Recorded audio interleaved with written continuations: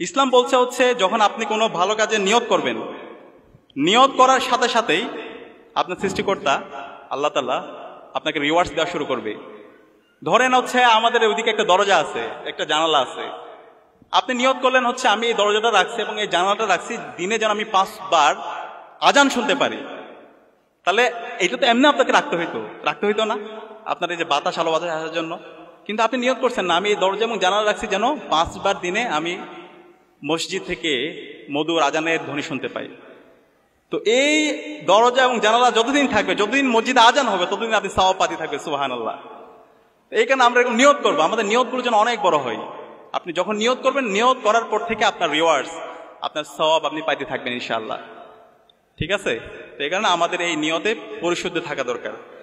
প্রিয় শিক্ষার্থী ভাই এবং বোনেরা, পৃথিবীতে কয়েকজন মানুষ আছে যারা পুরো পৃথিবীকে নতুনভাবে আলোড়িত করেছিল। এর মধ্যে একজন হচ্ছে তুরস্কের নাজিমুদ্দিন এরবাকান। আপনারা কি ওনার নাম শুনেছেন? মানে একজন মানুষ চাইলে যে একটা নেশনকে অনেক উঁচুতে নিয়ে যেতে পারে, এরকম কয়েকজন মানুষের এক্সাম্পল আমি আপনাদেরকে দেব। এর মধ্যে একজন হচ্ছে নাজিমুদ্দিন এরবাকান, তুরস্কের। এই নাজিমুদ্দিন এরবাকান তিনি তুরস্কের মেকানিক্যাল ইঞ্জিনিয়ারিং এ একটা ইউনিভার্সিটিতে পড়াশোনা করেছে, মিডল ইস্ট টেকনোলজিক্যাল ইউনিভার্সিটিতে। এবং ওখানে পড়াশোনা করার পরে তিনি তার সায়েন্স টেকনোলজিতে তিনি এত বেশি এক্সপার্ট হয়েছিল, পরবর্তীতে তিনি এমন কিছু আবিষ্কার নিয়ে এসেছিল, এমন কিছু ইঞ্জিনের আবিষ্কার করেছিল 1950-55 সালের দিকে, যার মাধ্যমে পুরো পৃথিবী আলোড়িত হয়েছিল।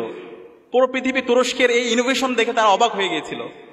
এবং তুরস্কের রাষ্ট্রে এই নাজিমুদ্দিন এরবাকানের উপর ভিত্তি করে পরবর্তীতে আজকের যে তুরস্ক, আজকের যে এরদোয়ানকে দেখতে পান, আজকে যে তুরস্কের যে সায়েন্স টেকনোলজিতে ডেভেলপ করা, আজকে যে তুরস্কের ইকোনমিতে ডেভেলপ করা এবং তুরস্কে মুসলিম বিশ্বগুলোতে নেতৃত্ব দেওয়া, এই সব কিছু নাজিমুদ্দিন এরবাকানের হাত ধরে তৈরি হয়েছে।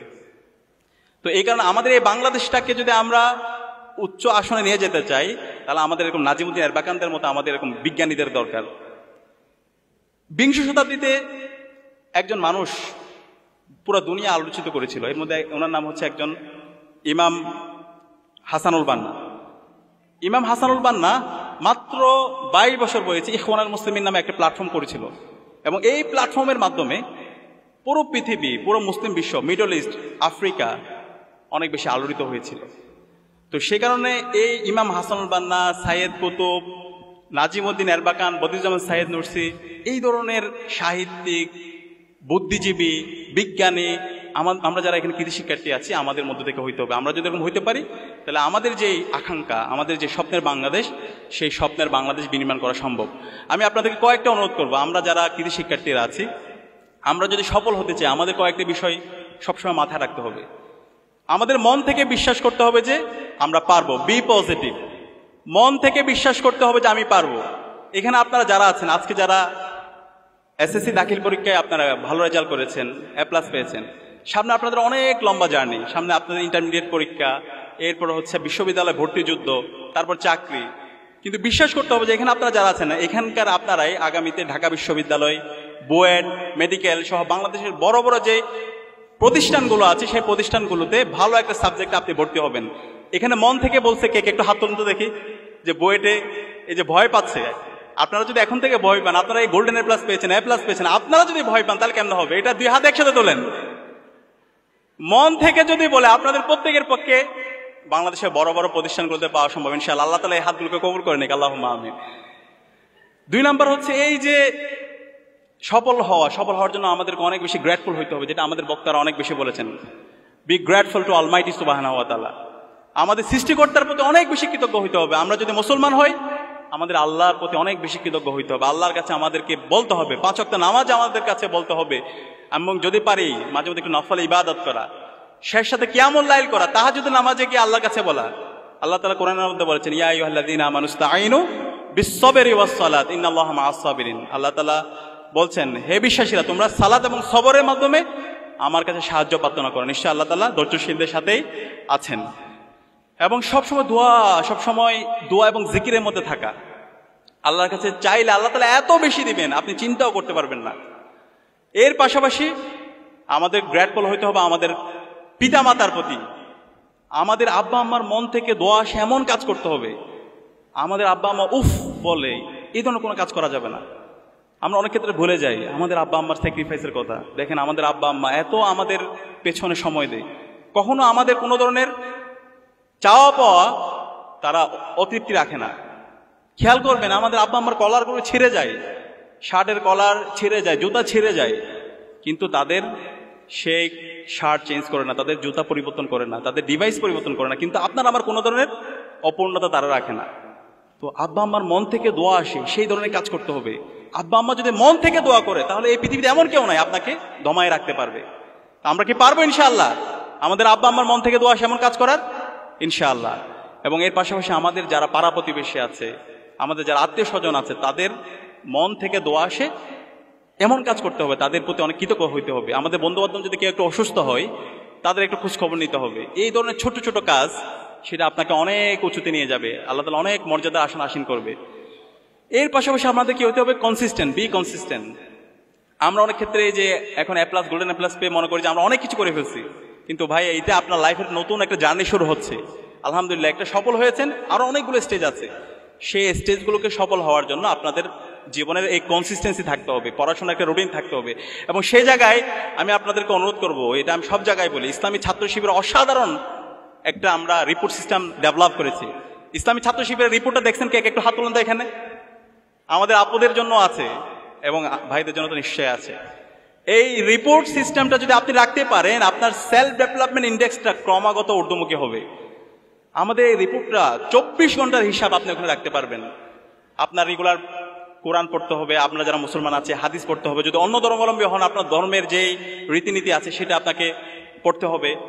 এর পাশাপাশি আপনাকে রেগুলার পড়াশোনা করতে হবে, আপনাকে আমরা যারা মুসলমান আছে 5 ওয়াক্ত নামাজ পড়া, এর পাশাপাশি হচ্ছে কিছু সামাজিক কাজ করা, পত্রপত্রিকা পড়া, শরীরচর্চা করা, এবং সবার শেষে আত্মসমালোচনা। আপনি সারাদিন একটু চিন্তা করা, আমার যে কাজ, সেই কাজগুলো আমি করেছি কিনা, আমার কোনো জায়গায় গ্যাপ হয়েছে কিনা। এবং এই আপনার কাজ ফলো আপ করার জন্য আমাদের অনেক মেন্টর আছে, দায়িত্বশীল আছে, যারা আপনাকে মেন্টরিং করবে, আপনার কাজের ফলো আপ করবে, আপনাকে পরামর্শ দিবে। তো এই রিপোর্টটা আমি আপনাদেরকে সবাইকে রাখার অনুরোধ করবো। আপনার এই লাইফের কনসিস্টেন্সি, আপনার যে সফলতা, সেদিকে যদি আপনি যাইতে চান, অবশ্যই আমাদের এই রিপোর্টটা আপনারা রাখবেন। এবং এই রিপোর্ট আরেকটা অংশ হচ্ছে আপনাকে সাহিত্য অধ্যয়ন করতে হবে। এই সাহিত্য অধ্যয়নের মাধ্যমে কি হবে? আপনার নলেজের এক্সপ্লোরেশন হবে, আপনার কম্প্রিহেন্সিভ নলেজ তৈরি হবে। অনেক ক্ষেত্রে যেটা হয়, আমরা আমাদের যে বুকিশ নলেজগুলো আছে, পুঁথিগত জীবে বিদ্যা, সেটা কিন্তু আমাদের নলেজের জন্য সাফিসিয়েন্ট না। তো এই যে আপনাকে ডাইভার্সিফাইড নলেজ, কম্প্রিহেন্সিভ নলেজ, দেশ দুনিয়া সম্পর্কে জানা, সমাজনীতি সম্পর্কে জানা, রাষ্ট্রনীতি সম্পর্কে জানা, অর্থনীতি সম্পর্কে জানা, পুরো দুনিয়া সম্পর্কে জানা, এই জানার জন্য আমাদের অসাধারণ একটা সিলেবাস সিস্টেম আছে, বই আছে। তো সেগুলো যদি আপনি অধ্যয়ন করেন, তাহলে আপনি দেখবেন আপনার একটা ডাইভার্সিফাইড, আপনার একটা হলিস্টিক নলেজ আপনার মধ্যে তৈরি হবে। তো আমি আপনাদেরকে আপনার কনসিস্টেন্সি, আপনার সফলতার জন্য আমাদের যে অসাধারণ রিপোর্ট, এবং এই রিপোর্টটা আপনাদেরকে সংগ্রহ করার অনুরোধ করবো। এবং আমাদের মেন্টর যারা আছে, দায়িত্বশীল যারা আছে, তাদের সাথে আপনাদেরকে কানেক্ট হওয়ার চেষ্টা অনুরোধ করব। চতুর্থত যে বিষয়টা বলবো, বি হাম্বল। সফলতার জন্য সবচেয়ে গুরুত্বপূর্ণ যেটা, বিনয়ী হইতে হবে। অনেক ক্ষেত্রে যেটা হয়, আমরা যারা একটি সম্ভ্রান্ত পরিবার থেকে আসছি, আমরা যারা ঢাকায় পড়াশোনা করতেছি, ভালো কলেজে চান্স পাবো, সামনে ভালো রেজাল্ট করেছি, অহংকার চলে আসে। বিশ্বাস করেন, এই অহংকার আপনার পতনের কারণ হবে। অহংকারী হওয়া যাবে না। আপনি যত উপরে যাবেন, তত আপনি বিনয়ী হবেন। এই বিনয়টা আপনাকে অনেক উঁচুতে নিয়ে যাবে। আমরা পৃথিবীতে যত সফল মানুষদেরকে দেখতে পাই, যত এক্সপার্ট লোকদেরকে পাই, তারা অনেক বেশি বিনয়ী। সে কারণে বিনয়ী হইতে হবে, কোনোভাবে অহংকার, উদ্যমী আচরণ করা যাবে না। সর্বশেষ যে বিষয়টা বলবো, B optimistic, never be pessimistic. অনেক বেশি আশাবাদী হইতে হবে, হতাশাবাদী হলে চলবে না। স্বপ্ন দেখতে হবে, স্বপ্ন দেখতে হবে ইমাম গাজ্জালির মতো একজন সুফি হওয়ার জন্য, একজন ইতিহাসবিদ হওয়ার জন্য। স্বপ্ন দেখতে হবে ইবনে সিনার মতো একজন ডাক্তার হওয়ার জন্য। স্বপ্ন দেখতে হবে সৈয়দ আবুল আলা মওদুদির মতো একজন তাত্ত্বিক হওয়ার জন্য। স্বপ্ন দেখতে হবে শহীদ আব্দুল মালেকের মতো একজন ছাত্রনেতা হওয়ার জন্য। এই ধরনের যদি আমরা স্বপ্ন দেখতে পারি, তাহলে দেখবেন যে আল্লাহ তাআলা আপনাদেরকে অনেক উঁচুতে নিয়ে যাবে ইনশাআল্লাহ। তো আপনাদের সবার জন্য অনেক অনেক দোয়া করছি। আপনারা যে নতুন জার্নি শুরু করছেন, সেই জার্নিতে আল্লাহ তাআলা আপনাদের যোগ্যতা, আপনাদের প্রজ্ঞা আরো বাড়িয়ে দিক, আপনাদেরকে নিরাপত্তার চাদর আবৃত করে রাখুক। এবং আমরা যারা আছি, আমরা সবাই মিলে যেন আগামীর বাংলাদেশ বিনির্মাণ করতে পারি। জুলাইয়ের যে শহীদদের আকাঙ্ক্ষা, সেই আকাঙ্ক্ষার আলোকে বৈষম্যহীন ইনসাফভিত্তিক বাংলাদেশ বিনির্মাণ করতে পারি। এবং আমরা সকলে যেন আমাদের আব্বা আম্মার চক্ষু শীতলকারী সন্তান হতে পারি। আল্লাহ পাক সুবহানাহু ওয়া তাআলা আমাদেরকে সেই তৌফিক দান করুক। আসসালামু আলাইকুম ওয়া রাহমাতুল্লাহি ওয়া বারাকাতুহু।